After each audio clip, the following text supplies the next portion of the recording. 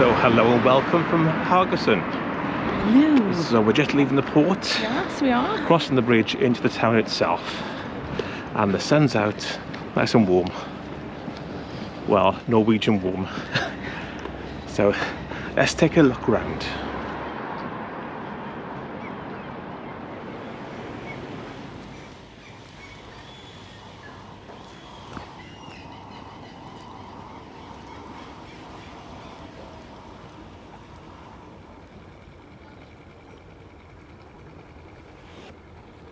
Well, our first stop on a little tour of Haugesund is a statue of Marilyn Monroe.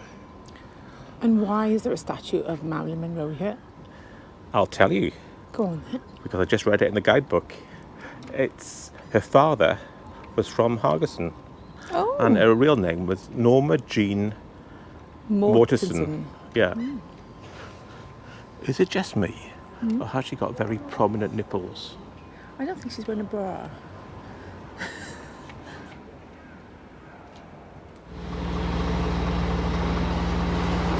Mel wants to go to Viking Planet. She's checking out the prices. As you can probably hear, it's early in the morning, so all the delivery lorries are up and down the street. How much is it? £21. £21. It's not too bad. Really? You can just walk in. You have to book in advance. So we're walking down to the promenade instead because it's quite noisy in town with all the delivery lorries. Anyway, in case you missed that Viking experience, what's it called? Viking Planet. Viking Planet. It's a new digital museum. Was £21 per person. They're still plundering to this day.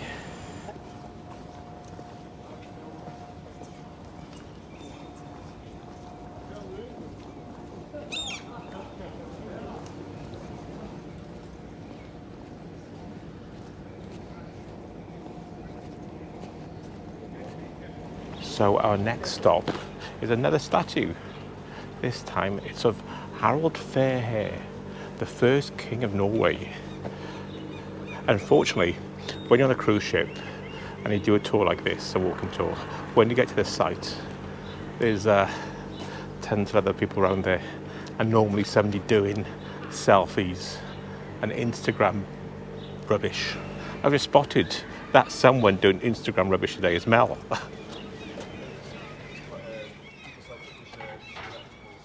I just read the guidebook again.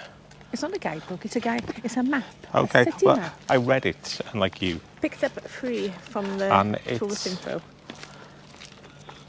Harald Fairhair, the first king of Norway, gazing across the sound at the viewpoint Havneberg. So we've strayed off the beaten path and we're going through a residential area. It's very quiet, isn't it, Mel? Yeah, very pretty. Quiet, white picket fences. So we're following an online guide, and this is meant to take us to another national Norwegian monument. And it's meant to be the site where the king, the Harald we saw in the statue, is actually buried. I can see it. I don't know if you can see it on the camera. There's a large obelisk type thing on the horizon. Scandinavian style in there.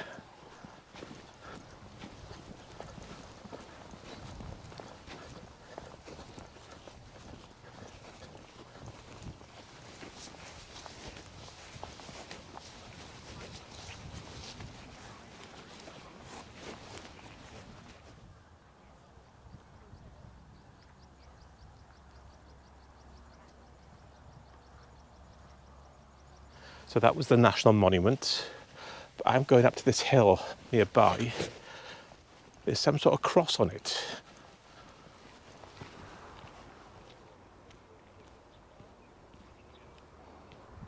So after the national monuments, we're gonna join the coast path and walk to a place, Kvalen lighthouse. Again, apologies for my pronunciation. It's Kvalen, just over there. And just look at this weather. Okay, there's some information about that stone cross.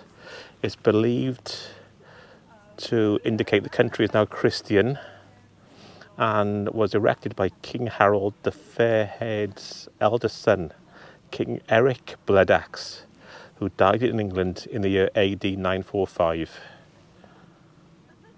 And it did break in 1846 and was reconstructed in 1869.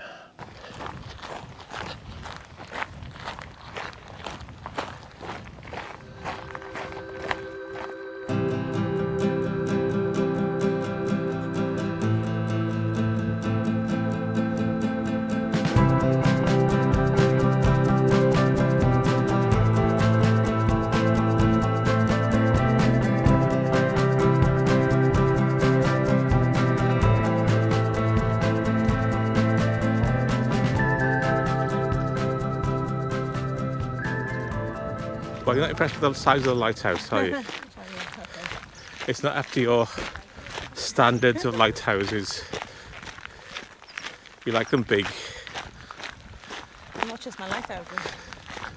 Oh, we got a bit carry on there.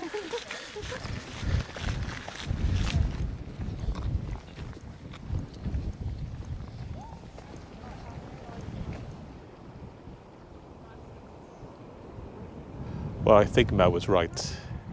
It's a very pretty spot, but not the biggest lighthouse. I've seen bigger. I'm very impressed by whoever does the marketing for this lighthouse. There's thousands of people trooping to it. Mel, you were right about the lighthouse.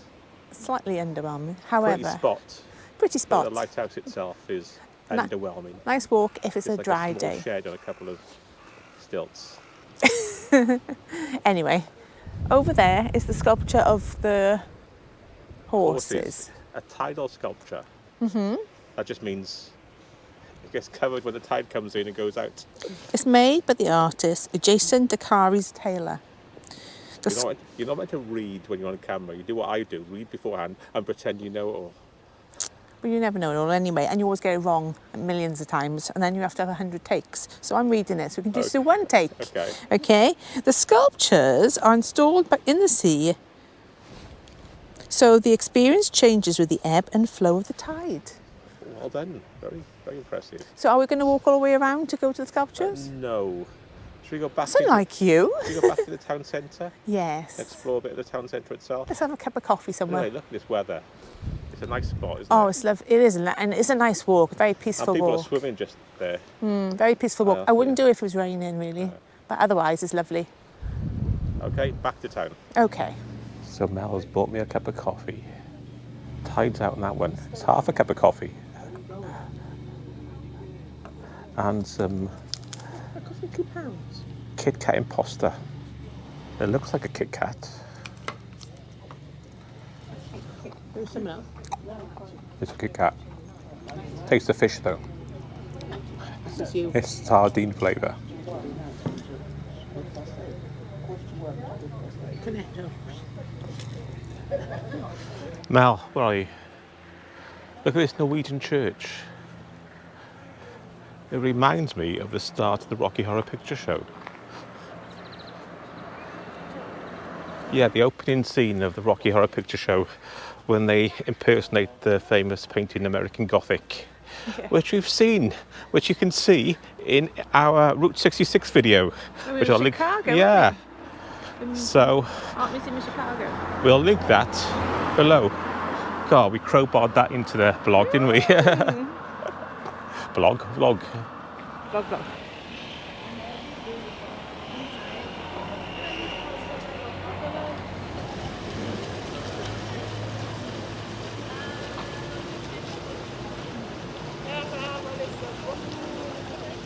Red telephone box.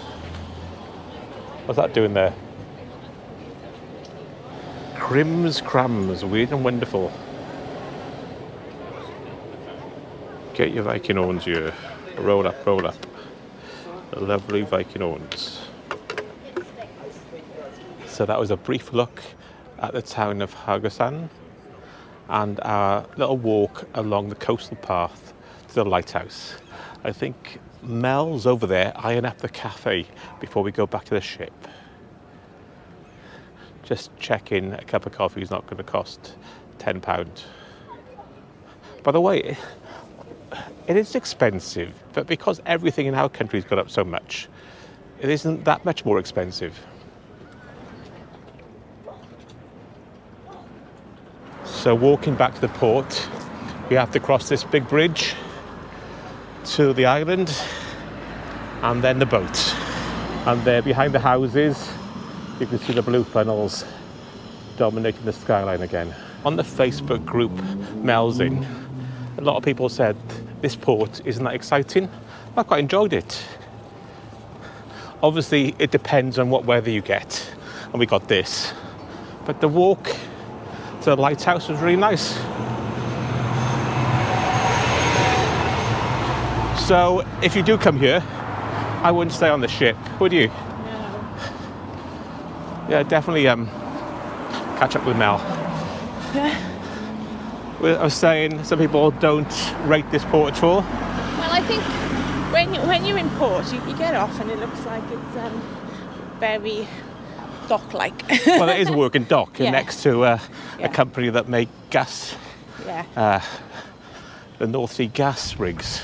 But you can wander around the town. There's quite a few shops. Go for that nice walk we just did. Definitely worth getting off, I think. Wouldn't you? Yep. I think it's the nicest port I've been, It's to be all honest. weather dependent. Anyway, Yeah. back to the ship, and we'll see you tomorrow. Because tomorrow, it's going to be a sea day. We're back at sea, going back to Southampton.